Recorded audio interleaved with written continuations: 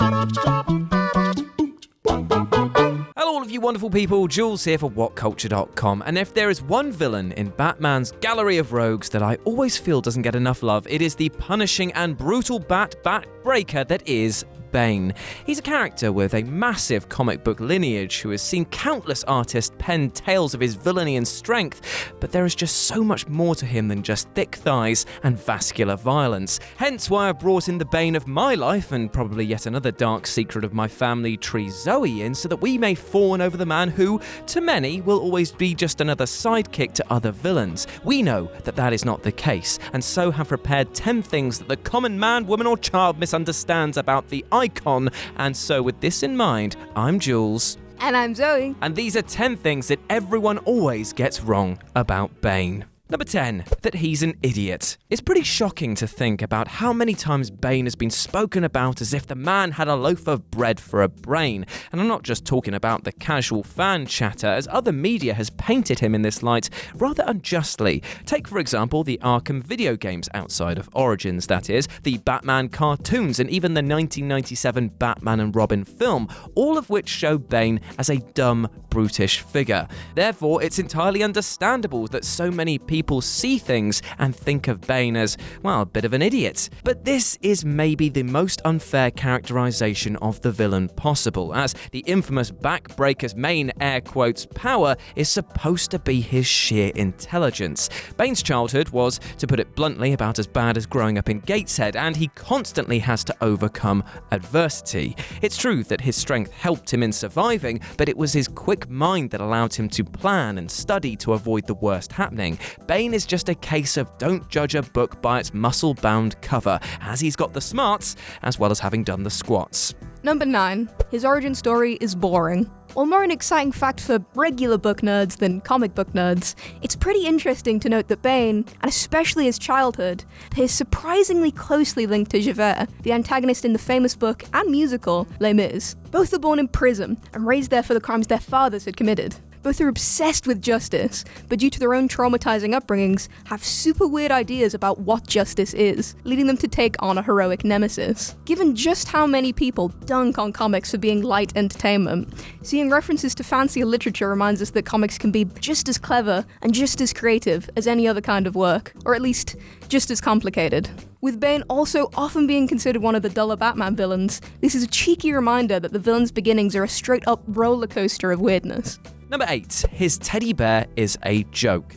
Of all the aspects of Bane that you can tell a lot from visually, Osito, the teddy bear Bane has had since childhood, is perhaps the most important.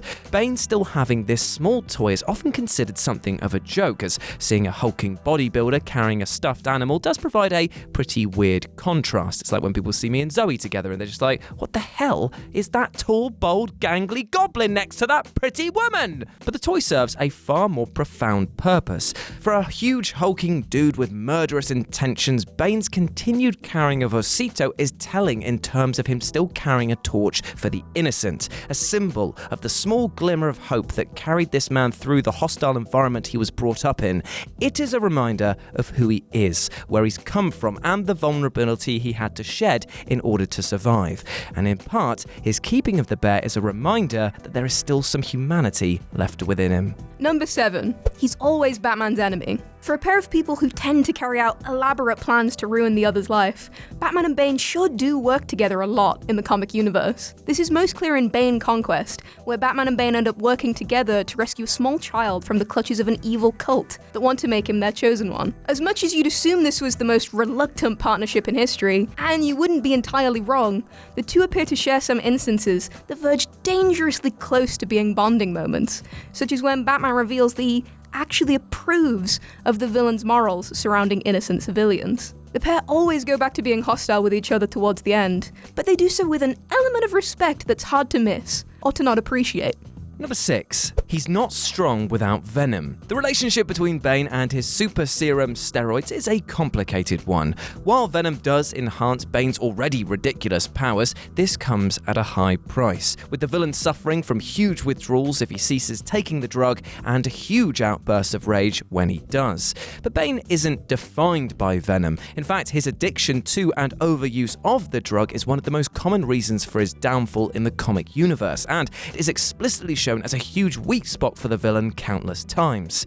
However, to say that the man is weak without it is a complete misconception. Bane is strong regardless, and should in all honesty be more than capable of going toe-to-toe with Batman without the juice constantly flowing. It's just that with venom in his bloodstream, he's almost unstoppable. Seeing the character struggle to find the balance between rage and withdrawal gives him so much more depth, and it's something that comic book writers have been keen to explore before, but for some reason the public often overlook. Number 5. DURA was created for him. With Bane's story revolving around the imaginary prison DURA, it'd be natural to presume that the prison was created to house him, and for no other reason. But DURA and the venom trials going on within it actually weren't tailor-made for the villain himself. The prison was first mentioned within the pages of the Question, with writer Denny O'Neil going on to provide these concepts for Bane's backstory. Despite O'Neil not being the writer for Bane's premiere in Nightfall itself, it may be a small fact, but it's one that makes the history surrounding Bane all the more interesting, as he appears to have been made to fit perfectly into the universe, instead of the other way around. It's crazy to think that a drug-addicted, escaped convict in a luchador mask fits perfectly into Batman's world, but it's also not entirely surprising. Number 4. He's not Batman's biggest enemy. While the Joker is unmistakably Batman's nemesis, if you actually study the relationship, you'd probably find that the Clown Prince of Crime considers himself to be Batsy's best mate more than anything else. He hates him, sure, but he can't live without him. Bane, on the other hand, well, he's a little more direct and considers himself to be the Dark Knight's biggest rival. Many storylines involving Bane revolve around the villain's desperate desires to take over and control Gotham, solely because he craves the final victory of having definitively beaten the Bat and taken over his territory. It isn't about changing the Batman's mind or viewpoint or some sense of getting a one-up. It is about completely destroying the Bat and nothing else. So while the Joker might be Batman's most iconic enemy, when it comes to rivalries, Bane definitely wins out in his soul-minded approach. Number 3. He's unable to shake his addiction. While Bane's usage of, and addiction to, the steroid venom is well documented in comics, what is less documented is that Bane actually did come off the drug in the Batman Legacy series. Coming off the drug naturally took some of Bane's massive strength away, but still left the insane power level that Bane can operate at naturally, meaning that we have solid proof that Bane is still a dangerous opponent, even without his performance-enhancing friend. Tragically, there's a pretty good chance that Bane wouldn't have gone back on the drug if it wasn't for how integral it is to Bane's powers, and how much artists seem to like creating cool designs for a venom-powered Bane. As it is, most recent comics feature the villain as sort of a walking don't do drugs campaign. And they're right, don't do drugs. Number 2. Bane isn't significant to Batman. It's not uncommon for Batman's comics to focus on supervillains who reflect what Batman could have been had he not had such strong morals, such as Hush, who ended up as a twisted version of the Dark Knight, and others like Black Mask, who offer an insight into how wealth could have corrupted Gotham's savior. However, there's another villain that represents a villainous mirror of Batman, and that is Bane.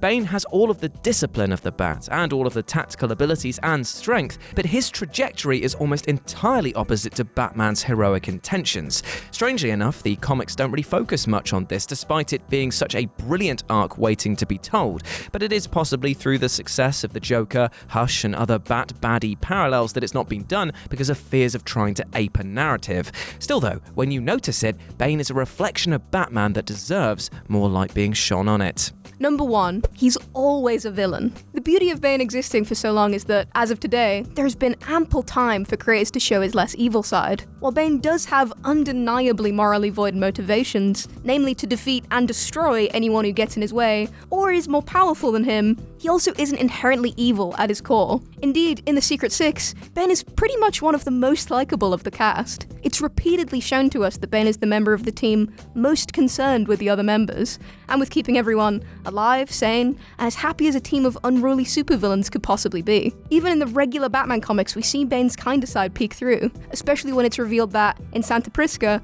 Bane is considered a hero of sorts, due to a successful takedown of a large portion of the local drug cartels. It seems that being a villain doesn't always mean you have to be a bad guy. And there we go. Those were 10 things that people always seem to get wrong about Bane. Let us know what you thought about it down in the comments section below, as well as any other choices that you would like to see, because who knows, we might do a commenters edition further down the line. I just want to say thank you very much, Zoe, for joining me on this Bane list. I hope that it hasn't been a pain in your ass.